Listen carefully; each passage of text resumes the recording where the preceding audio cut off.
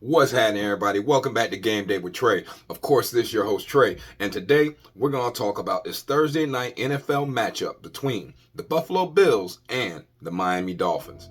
All right, guys, so this game's set to be played September 12th, 8:15 East Coast time. Kickoff will be at Hard Rock Stadium in Miami. The line's currently set at Miami minus 2.5. Over-under is at 50.5.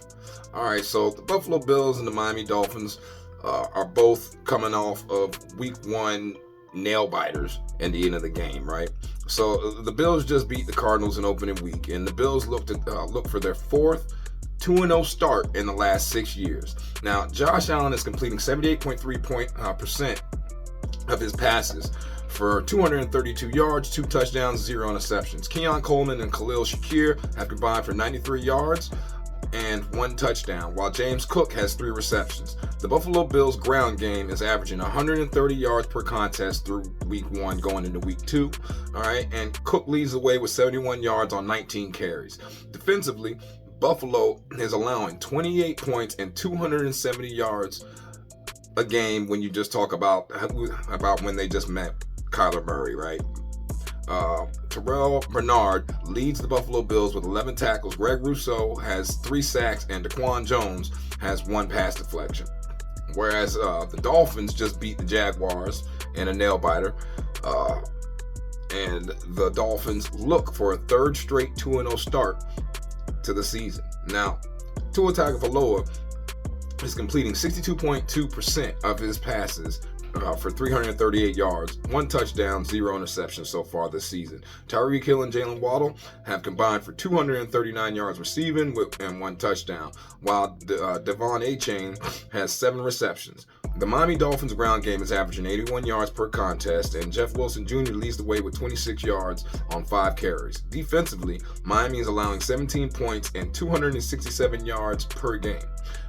David Long Jr. leads the Miami Dolphins with 8 tackles. Calais Campbell has 1 sack, and Javon Holland has 1 pass deflection. So, looking at the stats after just week 1, right?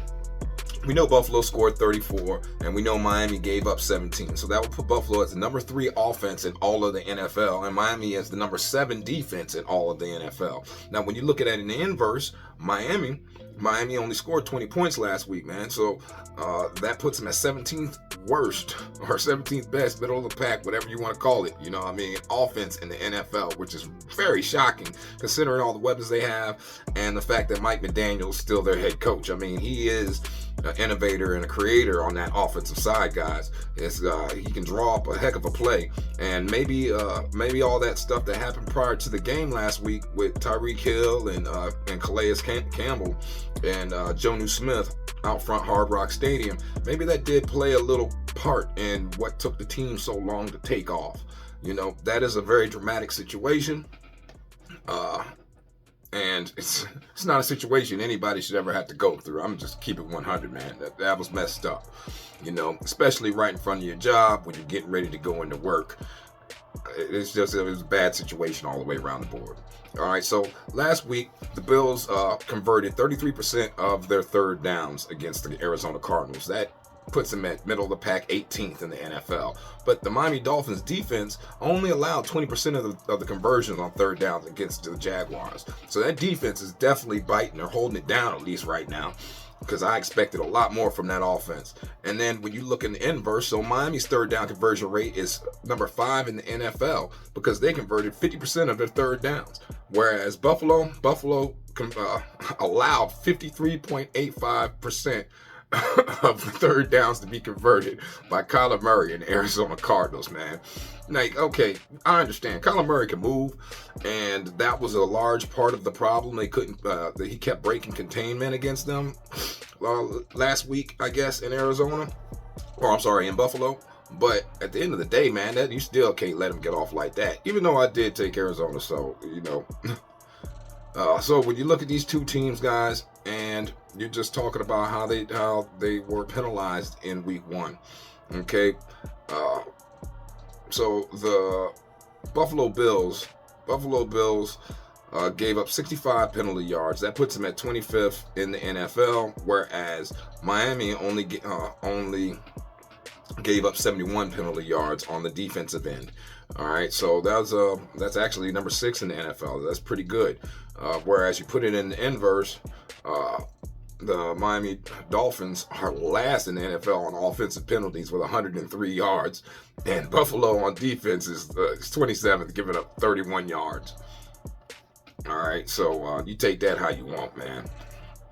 All right, so let's go ahead and let's take a little bit deeper look into this matchup, guys. So when you're talking about how these two teams have fared thus far this season, record-wise, situationally, both of them are coming in 1-0 right now. All right, straight up. And when you look against the spread, both of them are coming on. Both of them are on 1. Like I said, they were in nail biters last week, man. Came down to the last play. And then when you look at over-unders, Buffalo's game went over and Miami's game went under. All right, so let's take another look. Last 10 games. Last 10 games that Buffalo has played. Buffalo is 8-2 straight up. And this goes back into the playoffs last season. All right, they're 5-4-1 against the spread, and they're 6 to the over, 4 to the under in the last 10 games. Right, so they are on a 3-game over streak. Okay, so that defense has not been holding it down. And as far as against the spread, in the last 3 games, they're 1-2. All right. Okay, yeah, that does go back to the playoffs. That goes back to them playing against Kansas City when they were given the 2.5, and it goes back to Pittsburgh when they walloped Pittsburgh and gave up the 10. All right. But the last time they played Miami was on January 7th, and the score was 21-14. They were giving up 2.5. All right, and they covered that. And the over-under was 48, and it went under, and that game was in Miami, guys. All right, so let's look at Miami in the last 10. Miami in the last 10 games is 6-4 straight up, 4-6 against the spread, and 4 to the over, 6 to the under in the last 10 games. So the defense has been coming through because they got 3 straight unders in a row going back to the playoffs last year. But when you look against the spread, they're also got 4 L's in a row against the spread. All right, and that's against Baltimore, Buffalo, Kansas City, and Jacksonville. Once again, Tua Tagovailoa has struggled, okay, to beat teams that are top echelon teams. Now, is Buffalo still a top echelon team? I mean, they kind of looked good last week. They didn't look great, but they looked good. I like the way that Josh Allen was spreading the ball around. I like the way that he took over the game at the end of the game. I honestly don't understand what was going on in most of the game before that to put themselves in such a horrible situation to have to come back like that. Besides the fact that they were playing against the Arizona Cardinals, and the Arizona Cardinals have a stout running game and a plethora of wide receivers over there. They're all young wide receivers and tight ends, but they got some good ones over there, guys. All right, so they it's not like they weren't playing against some weapons out there in Buffalo last week, man. And Jacksonville's a great team as well. That's why it's actually good that Tua was actually able to beat Jacksonville, man. I mean, yeah, they're starting off the season on 1.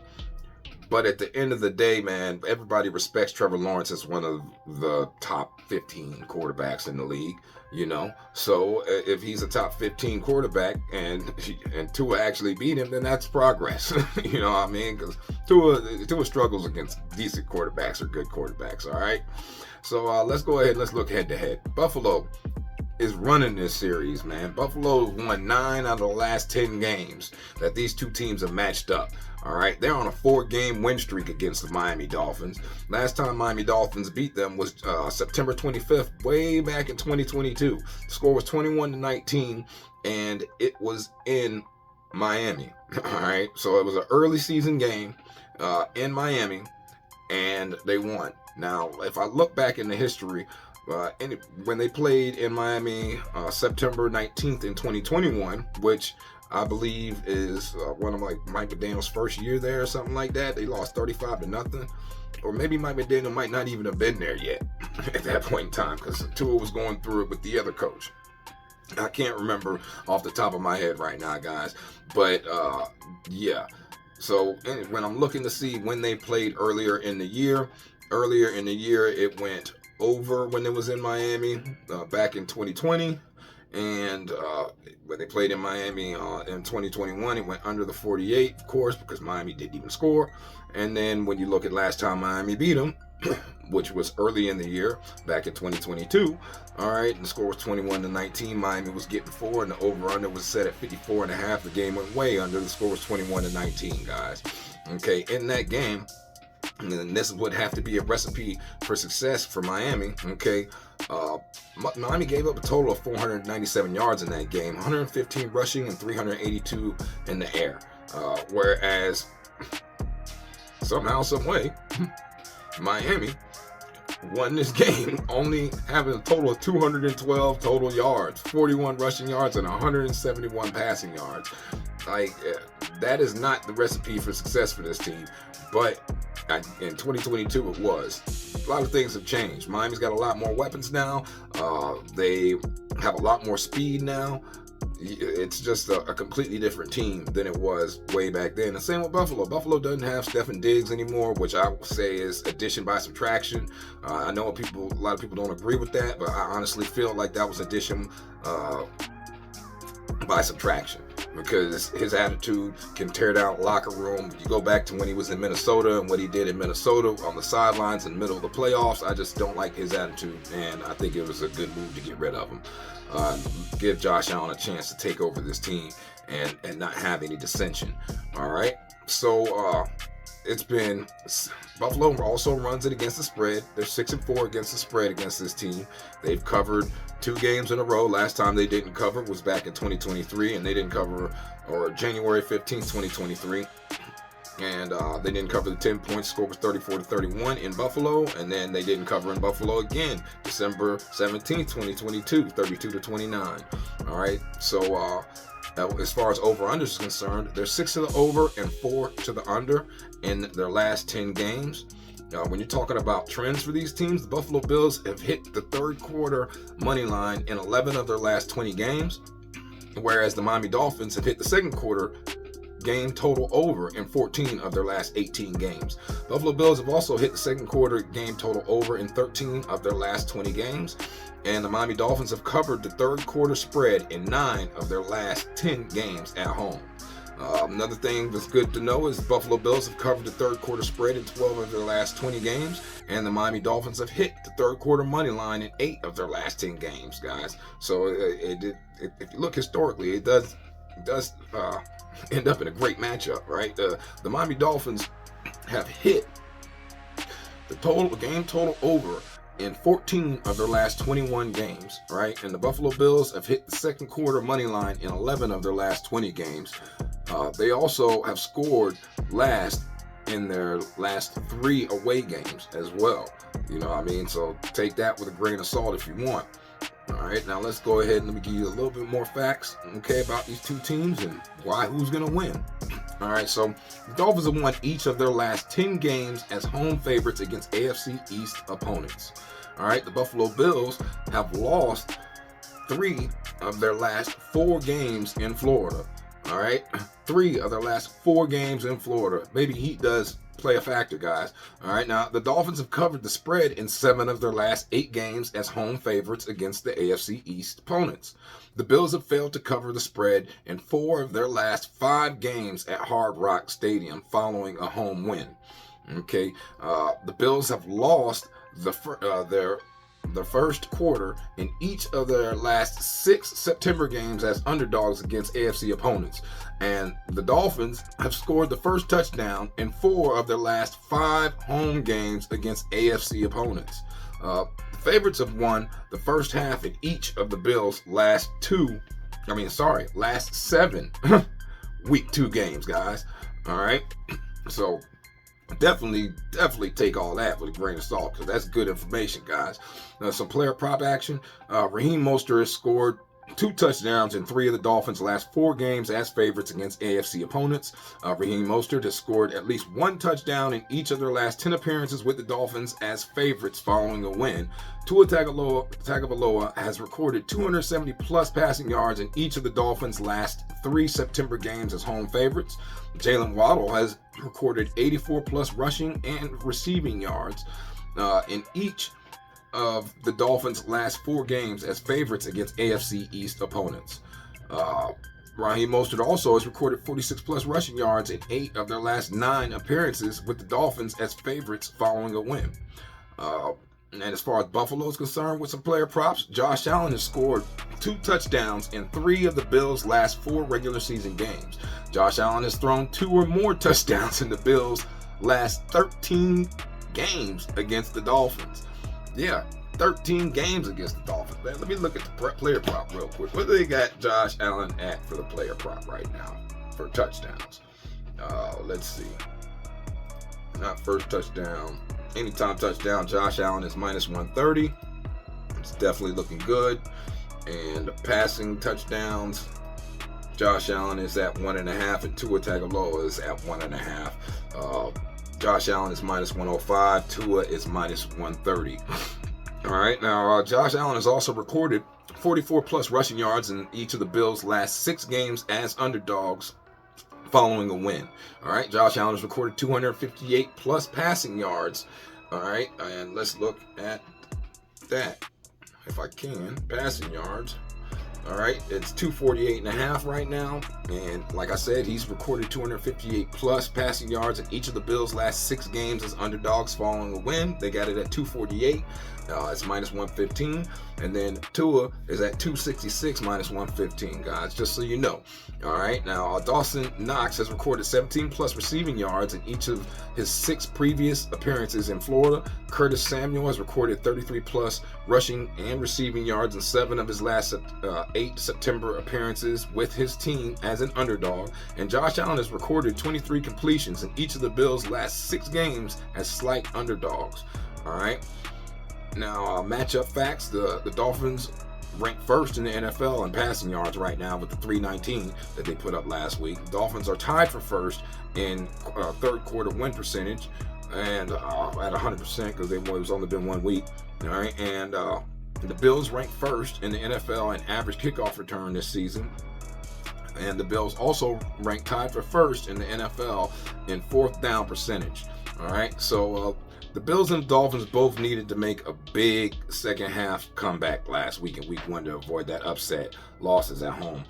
They now gear up on a short rest for a crucial early division game. The Bills and the points are kind of hard to pass up on this one, but just because you look at the history, you look at they're 9-1 straight up against them, man. Like in the last 10, they're 6-4 against the spread in their last 10, okay? And then when you look at the streak of when they've covered, so they covered the last 2, and then they didn't cover 3 games straight, you know what I mean? So they covered all last year and then didn't cover 3 games straight, guys. That's definitely something you want to pay attention to and want to remember, right?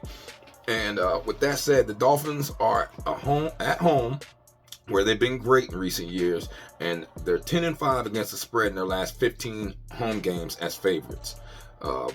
The Bills are trying to figure things out offensively with so much lost production, and they're 3-5 against the spread in their last 8 games as a home underdog, right? So, like I said, Dolphins have fewer questions on the roster, and be honest with you, at under a field goal, man, I might have to take the Dolphins minus the 2.5, man. You know, or to be honest with you though, if I do buy some points on this game, then I will end up taking Buffalo. You know what I mean? But if I'm not buying points, I'm going to take Miami minus 2.5, and I'm going to take the game. The over/under set at 52. I think the Buffalo Bills defense has got some work to do. And Miami's defense was kind of good last week, but they had to be because the offense didn't really put up. So you got an opportunity with it at over/under at 50.5. You do have an opportunity for it to go under, guys, because the line has since moved from that 50.5 to 48.5 now. Yeah, the line already went down. So if you can get it at the 50.5, definitely take the under at the 50.5. If you can get it at the 48.5, I still would kind of look towards the under in this game, just because it's a short week, early in the season. People are trying to figure a lot of things out, so I'm definitely going to put in that under. And if I buy points, like I said, I'm gonna put the Bills. But if I take it straight up, I'm gonna end up taking Miami, guys. I like what Buffalo's got going on, but I just think it's going to take some time to get it together, and I think this is Miami's opportunity to grab hold of the AFC East. But I don't know what y'all think, man. Y'all let me know what's in the comments, how y'all feel about these picks. Also, please like, subscribe, share, guys. Like right now, I'm only like 90 people away from being at 500 subscribers. So let's go ahead and let's keep pushing towards that goal. And have a blessed day. Stay safe, man. I'm gonna holler at y'all. Peace.